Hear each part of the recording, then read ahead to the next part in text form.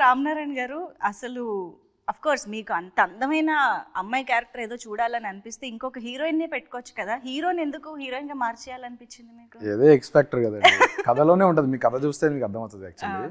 ఎలా ఎలా స్టార్ట్ అయింది అంటే ఈ మధ్య కాలంలో? ఎలా స్టార్ట్ అయినా నన్ను ఊహించుకోలేదు, సావన్న పంపిండు ఆయన నమ్మలేదు.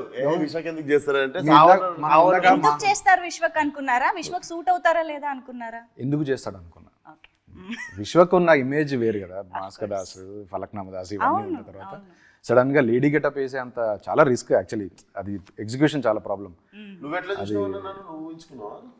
అంటే కొంచెం నార్మల్ ఆడియన్స్ నార్మల్ హీరోలు అలా చేయరు, ఈయన కొంచెం ఎక్స్ ఫ్యాక్టర్ కొంచెం కొత్తగా ట్రై చేద్దాం అనేది ఒకటి ఉంటేనే, ఆ దూల ఏదో అంటారు కదా, అది ఉంటేనే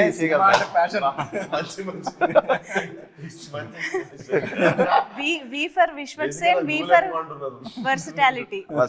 Yes. దానికి దూలాన్ పేరు పెట్టింది. ఆయన హైదరాబాదీ స్టైల్లో చెప్పారు. అది రైట్ వర్డ్ కాదు కానీ బట్ అట్లీస్ట్ ఏదైనా ఎక్స్పెరిమెంట్ నా పక్కన ఉండేసరికి మీకు ఫ్లోలో అంటే ఎక్స్పెరిమెంట్ చేయాలనే ఆలోచన కూడా అందరు రాదు కదండి అంత తొందరగా, ఎందుకంటే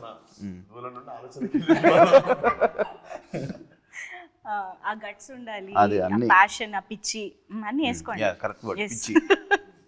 ఈ జనరేషన్ హీరోస్ లో విశ్వక్ తప్ప ఎవరు చేయలేరు. మరి మీరు విశ్వక్ తప్ప ఎవరు చేయలేరు అన్నప్పుడు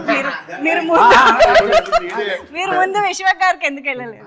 ఇది ఆయన ఒప్పుకున్నాక తెలిసింది నాకు, వచ్చాక నిజంగా ఆయన ఇచ్చిన కమిట్మెంట్ ద్వారా తెలిసింది నాకు. కానీ ఎవరు సడన్ గా ఊహించుకోరు. ఇప్పుడు లైలాని చూసిన, లైలా పోస్టర్ చూసిన తర్వాత విశ్వక్సేనా అని అంటున్నారు ఇప్పుడు జనం. ఏది విశ్వక్సేన నిజంగానే ఆ రేంజ్ ట్రాన్స్ఫర్మేషన్. ఆ ఐస్ ది ఒకటి రిలీజ్ చేశారండి, అమ్మాయిలు కూడా కుళ్ళుకుంటున్నారు అనమాట, ఆ రేంజ్ లో ఉంది అది. సెకండ్ హాఫ్ లో కూడా అంతే అందంగా ఉంటాడు. అవునా?